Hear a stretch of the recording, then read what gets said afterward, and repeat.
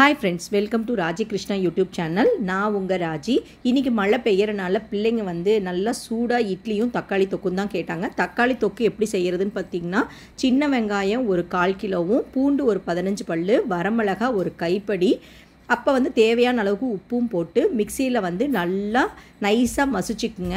அந்த கேப்பில் வந்து என்னென்னு பார்த்தீங்கன்னா ஒரு வானலி வச்சுட்டு கொஞ்சம் வந்து ஆயில் ஊற்றிக்கிங்க, நல்லெண்ணெயும் ஊற்றிக்கிங்க. அது வந்து வெடிக்கிறதுக்கு முன்னாடி வந்து பார்த்திங்கன்னா கடுகு கடலப்பருப்பு எல்லாம் போட்டு நல்லா வெடிக்க வரத்துக்குள்ளே தக்காளி கேப்பில் கட் பண்ணிக்கலாம். அதில் அந்த அரைச்சி வச்ச பேஸ்ட்டையும் போட்டுக்குங்க. தக்காளியும் நல்லா மிக்சியில் அரைச்சி எடுத்து ஊற்றிக்கிங்க. இதை வந்து பார்த்திங்க அப்படின்னா சிம்மில் தாங்க வச்சு வணக்கணும். சிம்மில் வச்சு வணக்க தான் அடி பிடிக்காமல் இருக்கும். நல்லா கிளறி விடணும். இது வெந்துருச்சா இல்லையான்னு டெஸ்ட் பண்ணுறது வந்து எப்படின்னு பார்த்தீங்கன்னா தண்ணி தனியாக வந்தது அப்படின்னாவே இன்னும் வேகணும்னு அர்த்தம்.